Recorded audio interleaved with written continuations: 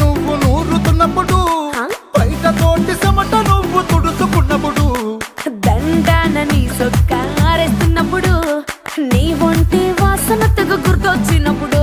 రెండు చేతులెత్తి జుట్టు ముడిసినప్పుడు, జండు కత్తుకొని పడుకున్నప్పుడు, అలసిపోయి నువ్వు ఆవలించినప్పుడు, వచ్చుండై ఫీలింగ్స్ వచ్చి వచ్చి చంపేస్తు